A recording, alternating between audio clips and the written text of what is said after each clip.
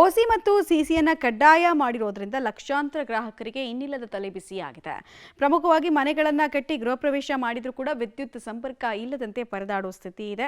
4/4/2025ಕ್ಕೆ ಮೊದಲು ಒಂದು ಡಿವಿಷನ್ನಿಂದ 150ರಿಂದ 200 metre sale ಆಗ್ತಾ ಇತ್ತು. ಆದರೆ ಈಗ ಮೀಟರ್ ಸೇಲ್ಸ್ ಒಂದಂಕಿಗಿಳಿದಿದೆ. ಅದು ದಿನಕ್ಕೆ 3ರಿಂದ 4 ಮೀಟರ್ ಕನೆಕ್ಷನ್ ಬಂದರೆ ಹೆಚ್ಚು ಅನ್ನುವಂತಾಗಿದೆ. ಕಳೆದ 4 ತಿಂಗಳ ಹಿಂದೆ ಪ್ರತಿನಿತ್ಯ ಸಬ್ ಡಿವಿಷನ್ ಒಂದರಲ್ಲೇ 40ರಿಂದ 50 ಲಕ್ಷ ಹಣ ಸಂಗ್ರಹ ಆಗ್ತಾ ಇತ್ತು. ಇದರಿಂದ ಸರ್ಕಾರಕ್ಕೆ ಕೋಟಿ ರೆವೆನ್ಯೂ ಕಲೆಕ್ಷನ್ಗೆ ಹೊಡೆತ ಬಿದ್ದಿದೆ. ಆದಷ್ಟು ಬೇಗ ಈ ಸಮಸ್ಯೆಗೆ ಒಂದು ಪರಿಹಾರ ಕೊಡುವಂತೆ ಜನ ಒತ್ತಾಯ ಮಾಡ್ತಾ ಇದ್ದಾರೆ. ಇನ್ನೊಂದು ಕಡೆಗೆ ಓಸಿ ಮತ್ತು ಸಿಸಿ ಇಲ್ಲದೆ ಹೊಸ ಮನೆ ಮಾಲೀಕರು ಪರದಾಡುವಂತಾಗಿದೆ. ಯಲಹಂಕ ನ್ಯಾಯಾಂಗ ಬಡಾವಣೆ ನಿವಾಸಿ ಶಂಕರ್ ರೆಡ್ಡಿ ಮನೆ ಗೃಹ ಪ್ರವೇಶ ಆಗಿ 8 ತಿಂಗಳಾಗಿದೆ.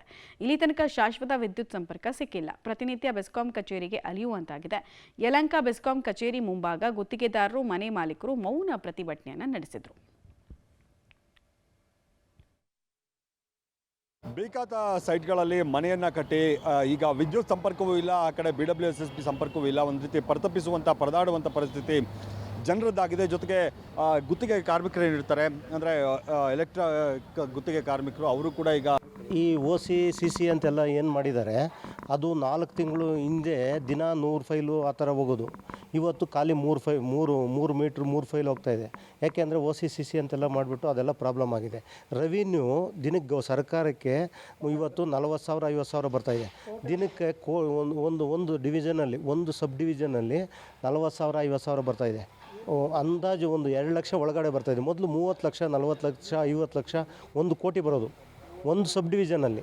ಎಂಟೈರ್ ಸಬ್ ಡಿವಿಷನ್ಗಳೆಲ್ಲ ಎಷ್ಟು ಬರೋದು? ಇವತ್ತು ರೆವಿನ್ಯೂ ಇಲ್ಲ ಡಿಪಾರ್ಟ್ಮೆಂಟ್ಗೆ. ಲಾಸ್ ಆಗ್ತದೆ, ಸರ್ಕಾರ ಲಾಸ್ ಆಗ್ತದೆ ಅನ್ನೋದು ಅದಕ್ಕೆ ಕಾರಣ. ರೆವಿನ್ಯೂ ಬರ್ತದೆ, ಎಲ್ಲ ಬರ್ತದೆ. ಇವತ್ತು ರೆವಿನ್ಯೂ ಇಲ್ಲ, ಏನೂ ಇಲ್ಲ. ದಿನಕ್ಕೆ 3 ಫೈಲ್ ಮೂವ್ ಮಾಡೋದು, ದಿನ 150 ಫೈಲ್ ಮೂವ್ ಮಾಡೋದಾಗ 3 ಫೈಲು 4 ಫೈಲ್ ಮೂವ್ ಮಾಡಿದ್ರೆ ಏನಿರ್ತದೆ?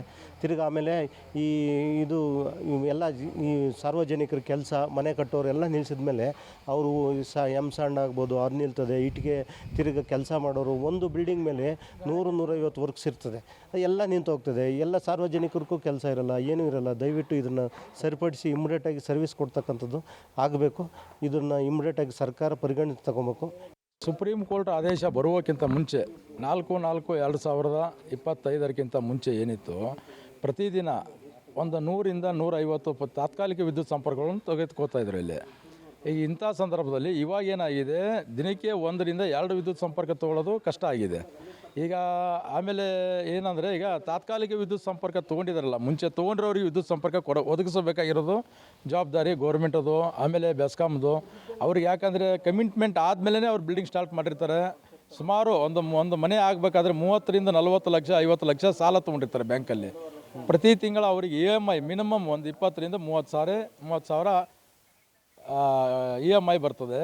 ಈ ಸಮಯದಲ್ಲಿ ಏನಾಗಿದೆ, ಈಗ ನಾವು ವಿದ್ಯುತ್ ಸಂಪರ್ಕ ಕೊಡಲ್ಲ ಅನ್ನೋ ಕಾರಣದಿಂದ ಸುಮಾರು ಮನೆಗೆ ಬರ್ತಕ್ಕಂಥ ರೆಂಟ್ಸ್ ಬರ್ತಾಯಿಲ್ಲ, ಬಾಡಿಗೆದಾರ ಬರ್ತಾಯಿಲ್ಲ.